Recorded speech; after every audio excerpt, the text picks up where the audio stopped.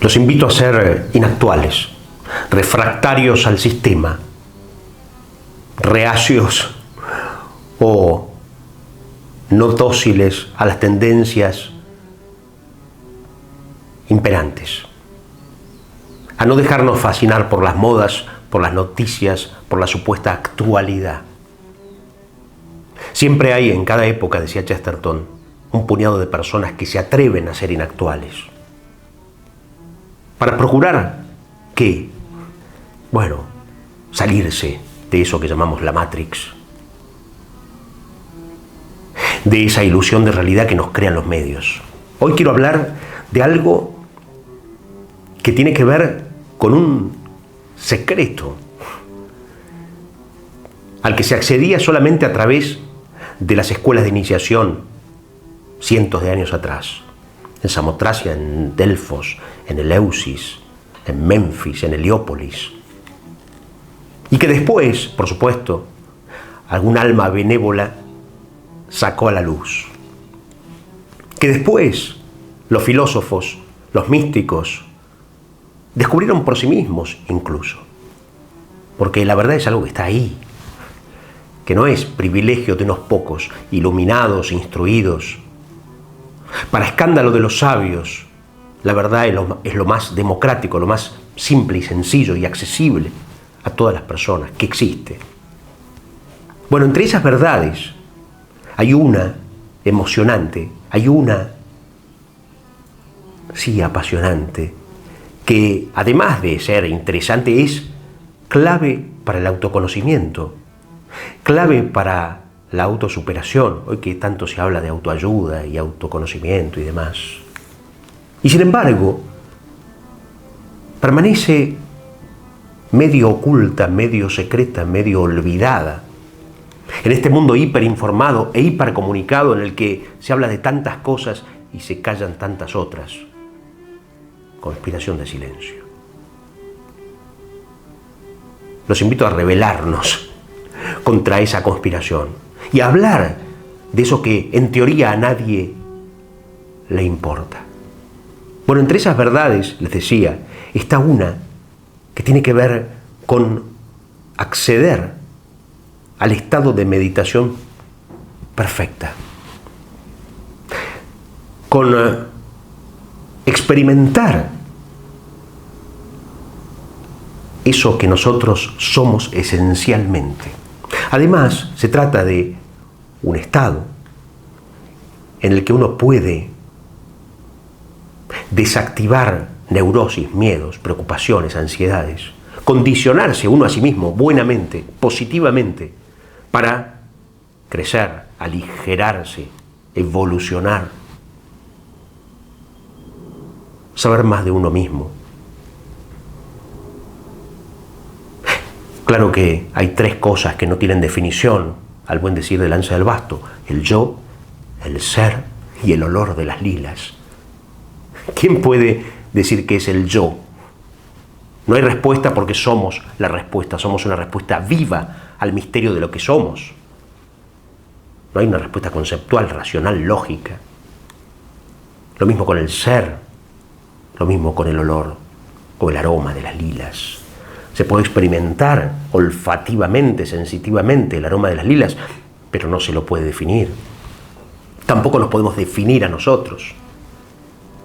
Sin embargo, sí podemos saborear algo de lo que somos, conocer algo de lo que somos, experimentar, pero accediendo a determinados estados de lucidez en los cuales somos capaces de vislumbrar algo del enigma de lo que somos, de quiénes somos.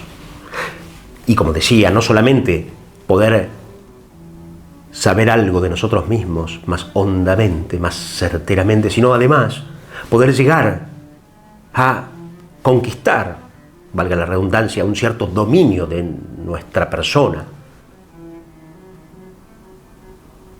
enfrentando nuestros demonios lúcidamente para vencerlos y emprender el camino hacia las altas montañas. Bueno, ese estado de meditación perfecta, de lucidez, de autoconocimiento, de autocondicionamiento positivo, de desactivación de miedos y neurosis. Es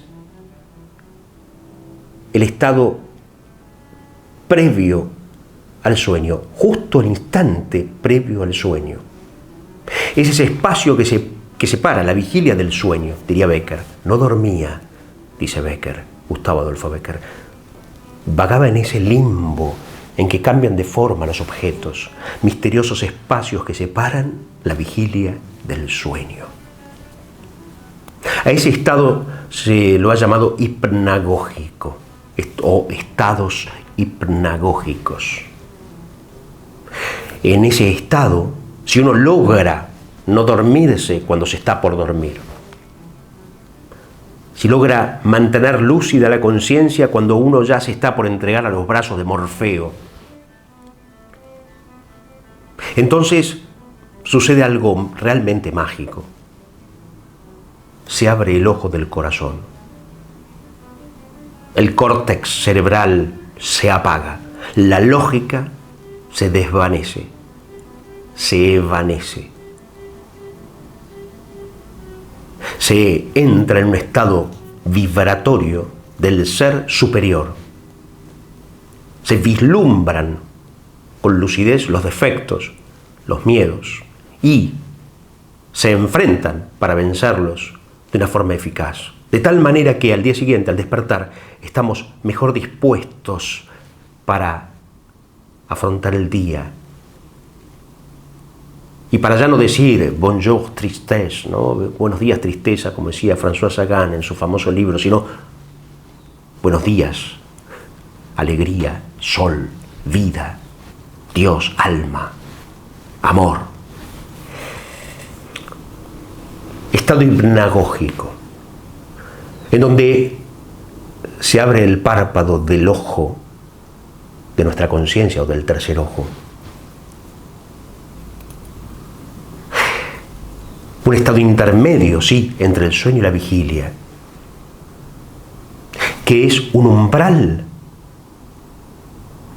de paso a la conciencia más profunda, al inframundo de nuestro yo o de nuestro ser, en donde se tiene una especie de sueño lúcido, en donde hay una sensación o se experimenta un estado del ser creativo, incondicionado, en donde el tiempo se esfuma, en donde ya no se tiene una vivencia de la hora, sino de la eternidad. Hoy hablamos mucho de vivir el ahora, está bien, pero eso se liga demasiado con aquel verso del poeta decadente romano Horacio, que escribió Carpe diem, vive el día o vive la hora. El ahora se fuga.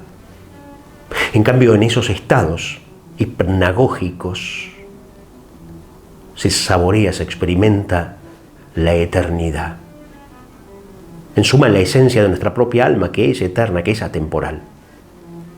El tiempo es una suerte de ilusión. ¿Qué es el tiempo?, decía Dostoyevsky. Algo que cuando nos muramos se caerá adentro de nuestra psique y desaparecerá. Se abre el ojo del corazón en ese momento, en ese estado, en ese instante, si logramos no dormirnos justo cuando estamos por dormirnos. Esto lo supo Jámblico, el célebre filósofo neoplatónico de hace muchos siglos. Lo supieron los artistas como William Blake o como Edgar Allan Poe, que hablaron de esto. Lo supo Swedenborg, el místico sueco al que tanto admiraba Borges.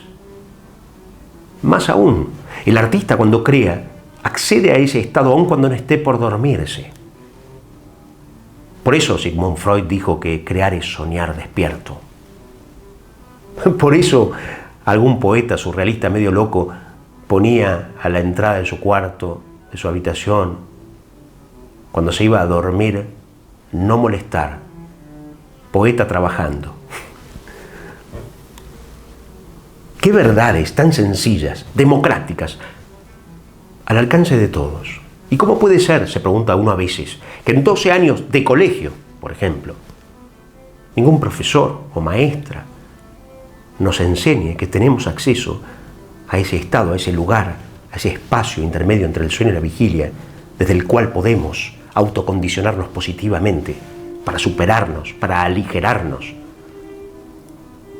para sanarnos, tanto psíquica como físicamente?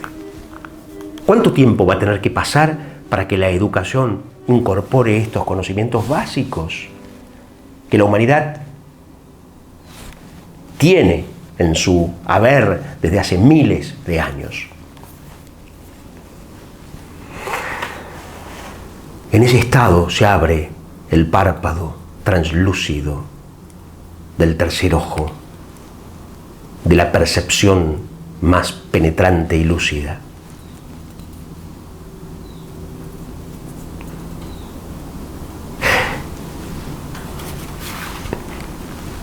Y comparto este poema que escribí, que tanto tiene que ver con esto, aun cuando no pensaba específicamente en esto cuando lo escribí.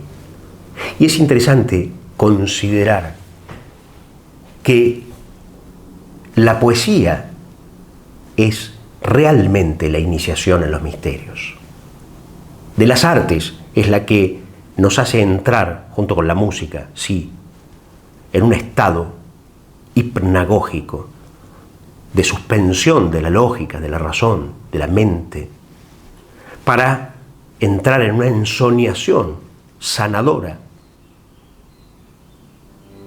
capaz de potenciar, avivar, despertar nuestro espíritu de una manera benéfica. Ya decía Sócrates que las bellas conversaciones sanan el alma. Bueno, los poemas, la poesía, tiene ese poder sanador. Pero claro, que hay que entregarse a la sugestión musical del verso para que suceda ese prodigio, para que acontezca el encantamiento que es el hechizo por el canto. En las épocas decadentes la poesía es la menor de las artes. En las épocas ascendentes o prósperas o civilizadas, la poesía es la madre de las artes. Por eso Homero fue el padre de Grecia, Virgilio el padre de Roma, Ossian el padre de la cultura celta, Dante el padre de los tiempos modernos, o los poetas profetas salidos de la escuela de Samuel, los padres del pueblo judío.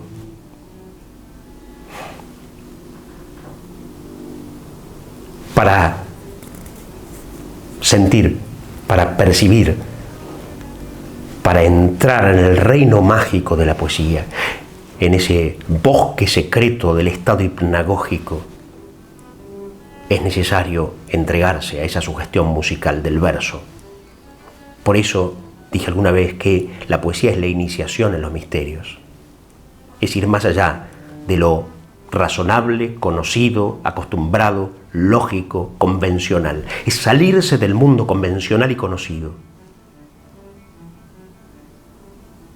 Ahora, sin esa aventura, es muy difícil que nos conozcamos, que nos superemos, que veamos más allá.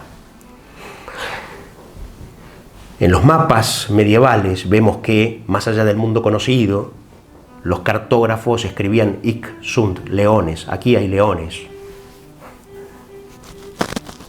Estaba el miedo a lo desconocido.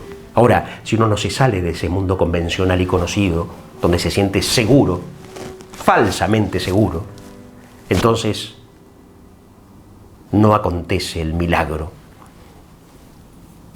no se realiza la magia, no accedemos a la experiencia de lo luminoso, mistérico, espiritual, místico, divino. El poema tiene por nombre El bosque secreto. Y ese bosque es ese estado resonante, vibrante, al que se puede acceder en ese instante previo al sueño. Y el poema dice así: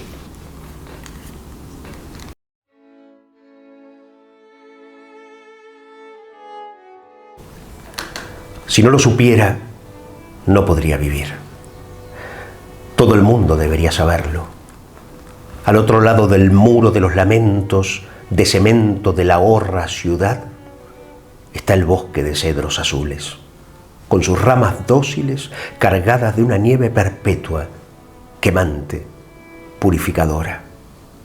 Allá, en donde la vista se pierde, más allá de mi casa y de la tuya, en donde los antiguos pusieron en sus mapas monstruos marinos y el anuncio engañoso, voraz de hic sunt leones. Allá, si entrecierras los ojos, si suspendes la insidia y desangras tu odio y destilas el lodo miasmático de tu frustración incolora, cancerígena, en alambiques de oro reluciente. Allá, en donde la esfera muestra su curva descendente, en donde los polos augures imantados tensan sus arcos vólticos, multicolores, está el bosque bendito.